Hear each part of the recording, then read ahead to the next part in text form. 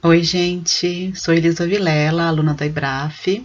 Eu estou no primeiro período, no módulo Profissionalização dos Atendimentos, e o item 11, que fala de missão, ele pede para a gente aí realizar uma tarefa chamada regressão ativa.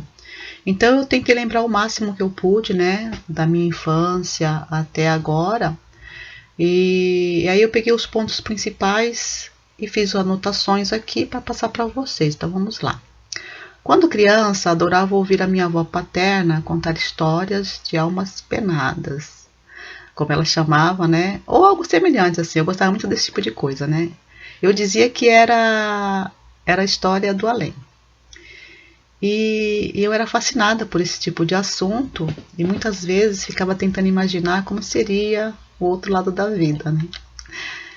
E quase todas as tardes, quando ela se sentava na porta da sala da casa dela para fazer o crochê, bordado ou costuras, né, que ela sempre estava fazendo, eu me sentava perto e pedia para ela me contar alguma história aí, né, ou como era a vida dela quando ela era criança. Eu tinha muita curiosidade de saber como os adultos eram quando eram crianças, né. Então, às vezes, ela me contava alguma história de almas penadas, como ela gostava de chamar, ou contava como era a vida dela no colégio de freiras, onde ela morou até se casar, porque naquela época filhas de mãe solteira iam para esses lugares, né? Também contava sobre a sua vida em geral, como foram os seus casamentos anteriores. Ela havia se casado e enviuvado por 3 vezes até aquele momento. E, e, e ela estava aí no quarto casamento. E também falava sobre sua profissão como enfermeira da Cruz Vermelha. Enfim, era uma pessoa com quem eu conversava muito e eu amava esses momentos, porque, ai gente, era tão bom. E sou muito grata a ela por tudo que me ensinou. Depois de uma certa idade, não me lembro exatamente desde quando, comecei a sentir a presença de algumas energias por perto em determinados horários. Tive muito medo, mas essa minha avó, chamada Carmen, de quem eu falei há pouco, me acalmava dizendo que não precisava ter medo, porque isso era normal para algumas pessoas e que ela também sentia a mesma coisa que eu. E o tempo foi passando, isso foi se intensificando, então comecei a ter premonições através de sonhos, mas eu evitava falar para as pessoas. Por quê? Porque a maioria olhava para pessoas assim como se elas fossem loucas, né? Porque eles não entendiam que era isso. E eu tinha certeza de que o que eu sentia e percebia era normal, mas mesmo assim tinha medo da reação das outras pessoas. Porque é preconceito, né, gente? Até hoje ainda tem esse tipo de preconceito, infelizmente. Minha família era muito desestruturada, pai e mãe alcoólatras, nós, os filhos, éramos em 6 vivos, e um nasceu prematuro, viveu poucos dias no hospital. Então, devido ao alcoolismo de minha mãe, ficávamos ao Deus dará, como muitos diziam na época. Mas apesar de tudo, éramos felizes mesmo assim, era muito bom. E respeitávamos e amávamos nossos pais, mas tudo o que queríamos era que largassem dos vícios, porque eles também eram fumantes, além de alcoólatras, tá? E ao chegar aí na idade escolar, fiquei muito ansiosa, com muita vontade de estudar. Eu chorava todo ano, eu chorava querendo entrar na escola. Mas, por uma falha de meus pais, entrei atrasada com 10 anos de idade. Contudo, me dediquei aos estudos de todo o meu coração, porque tinha prometido à minha mãe que ela não ia se arrepender de ter me colocado na escola. E aí eu me dediquei tanto, gente, que eu era considerada a melhor aluna da sala desde a primeira série. Por isso eu era conhecida como CDF. O pessoal me chamava de CDF. Naquela época, os alunos que se dedicavam muito aos estudos, tinham esse apelido, né? CDF, cadeira, acho que é alguma coisa, cadeira de ferro, uma coisa assim, dura de ferro, não sei, eu não lembro direito o que significava isso. Todas as vezes que a minha mãe ia, né, nas reuniões, ela voltava toda feliz com as minhas notas, mas não era só eu não que era a melhor aluna, tá? Meus irmãos Beto e Paulo também eram os melhores alunos da sala deles. Porém, ao chegar na quinta série, fiquei sabendo que não poderia mais continuar, porque meu pai achava que menina não precisava estudar tanto e que até a quarta série já era o suficiente. E ele até usou uma frase dizendo assim: estudar para quê? Não vai ser nenhuma doutora? Né? Então você vê, olha só, gente, como as pessoas eram limitadas, né, com suas crenças. E eu respondi: quem sabe?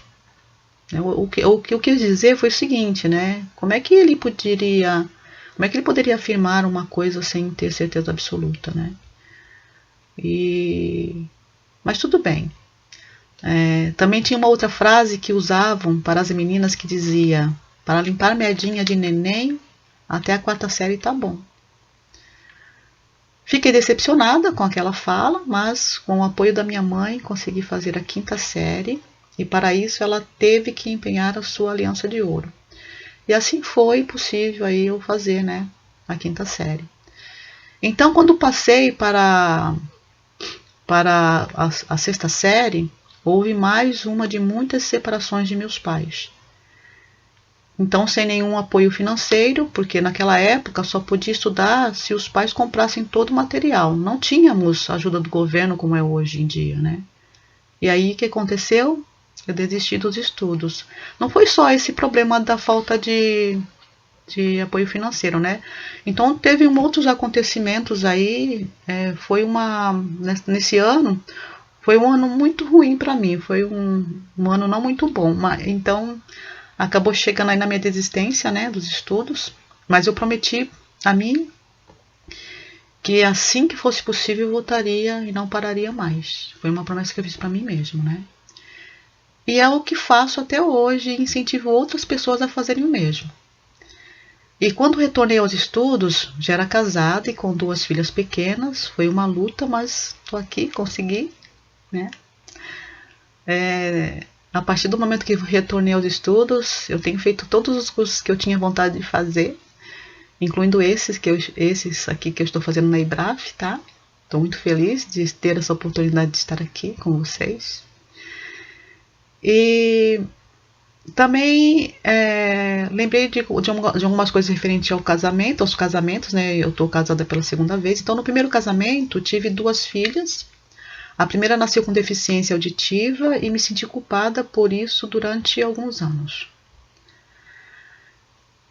No segundo casamento e atual, tive um casal. O menino, que é o primeiro desse casamento, por volta dos 3 anos de idade, foi diagnosticado com síndrome de espectro autista, ou seja, autismo. Esses acontecimentos me chamaram a atenção pelo fato da semelhança, né, de serem aí os primeiros filhos a nascerem com algum tipo de deficiência. Mas acho que em algum momento vou entender tudo isso. Hoje também tenho um neto de 2 anos e meio, que é quem eu cuido, fica comigo aqui todos os dias, quase todos os dias, com suspeita de autismo também. E ele é o 3º filho da minha primeira filha que tem DA.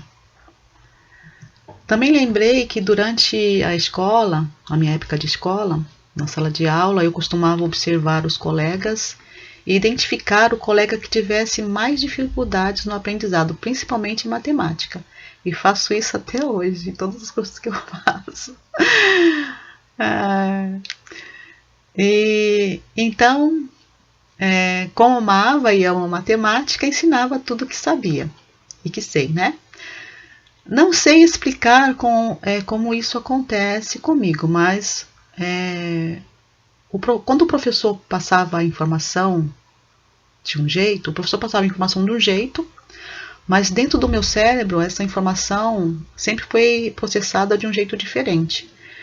Era como se houvesse assim, uma espécie de decodificação. A informação entra dentro do meu cérebro e lá dentro tem uma transformação e eu tenho visões um pouquinho diferenciadas da linguagem do professor, entendeu? Eu transformo na minha linguagem, digamos assim. É mais ou menos isso que acontece. E foi aí que percebi que as pessoas não têm dificuldades de aprender matemática, que o problema está na linguagem utilizada para ensinar. Porque todos esses colegas conseguiam entender o que eu falava, mas não entendiam a linguagem do professor. Foi aí que comecei a ter muita vontade de ser professora. Mas uma professora diferente das outras, tá?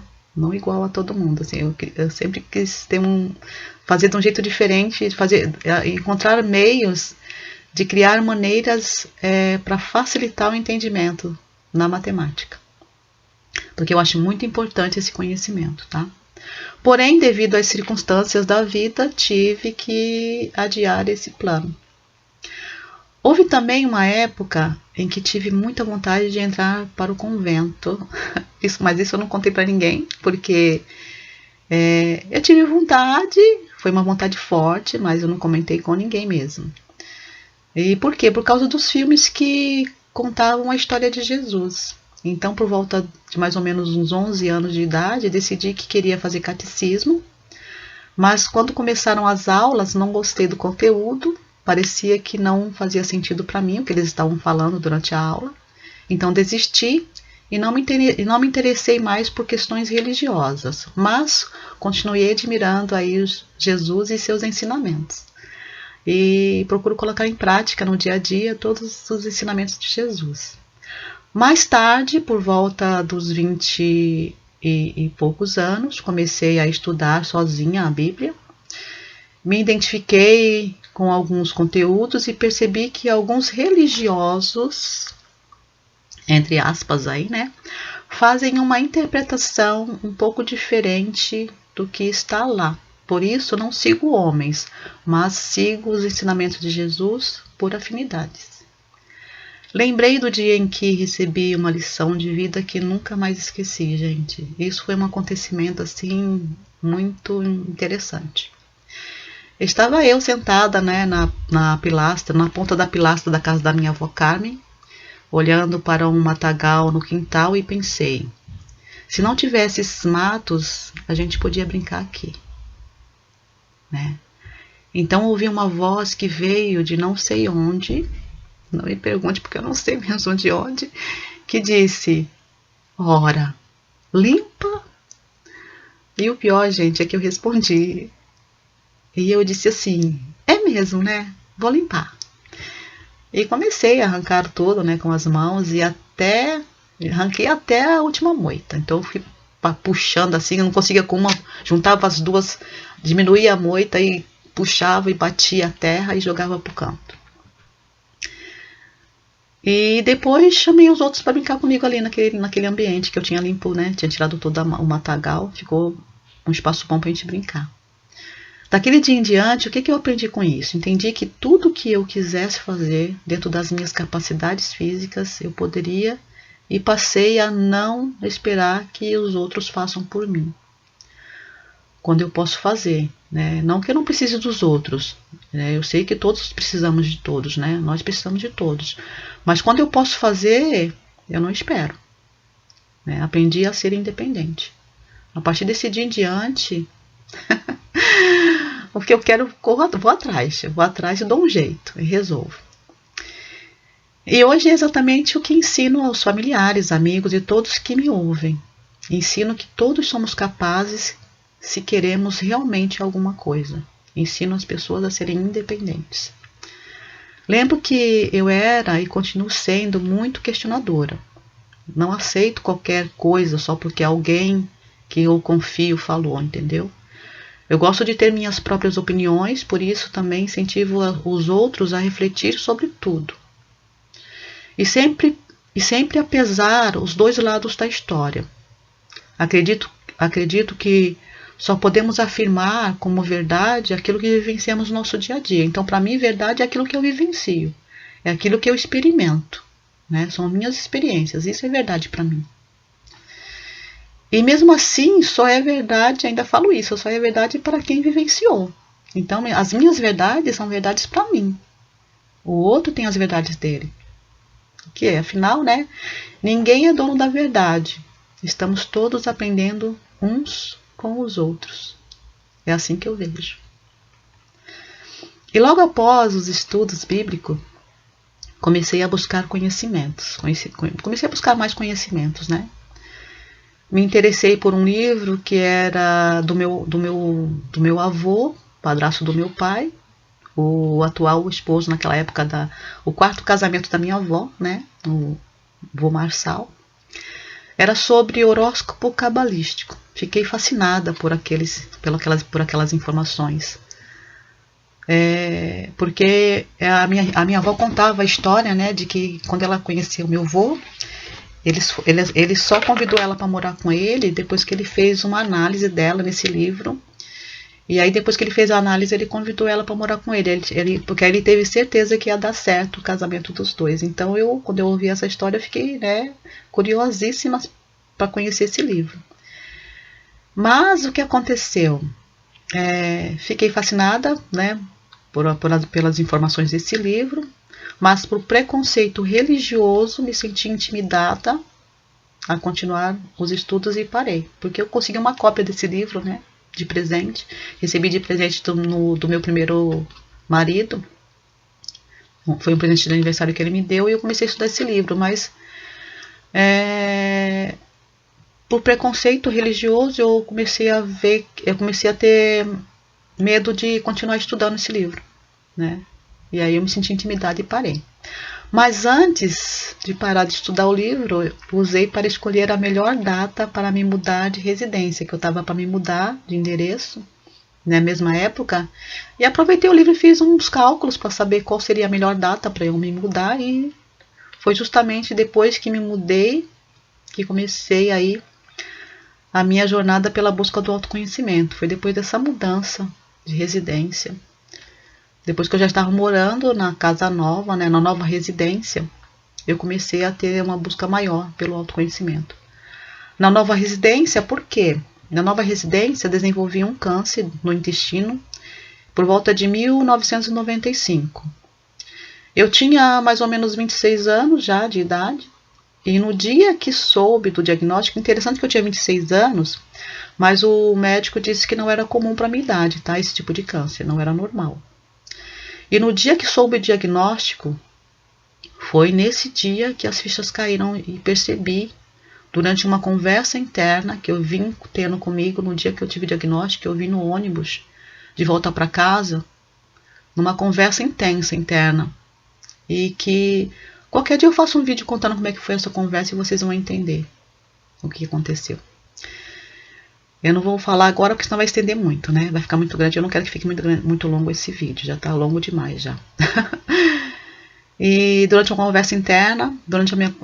conversa interna que eu havia... eu percebi, né, que eu havia criado aquele câncer. Então comecei a reverter a situação através dos meus pensamentos e sentimentos. Fiz cirurgia, algumas sessões de quimioterapia e depois acompanhamento uma vez por ano com o exame chamado colonoscopia. Já se passaram 28 anos e estou ótima. Maravilhosamente bem. Depois disso, voltei a me interessar pelos conhecimentos holísticos. Há pouco tempo, uma pessoa me perguntou: Elisa, tem certeza que o que você teve foi câncer mesmo? E respondi: por que você me pergunta isso? E ela: porque todas as pessoas que conheci, né, no caso ela falou, todas as pessoas que conheci e que tiveram câncer, exceto você, morreram. E elas pediram tanto para Deus ajudar, para que elas continuassem vivas. Então respondi: aí é que está a diferença, né? Aí é que está. Eu não pedi para Deus me ajudar, sabe por quê? Porque não foi Ele que criou a doença em mim, fui eu.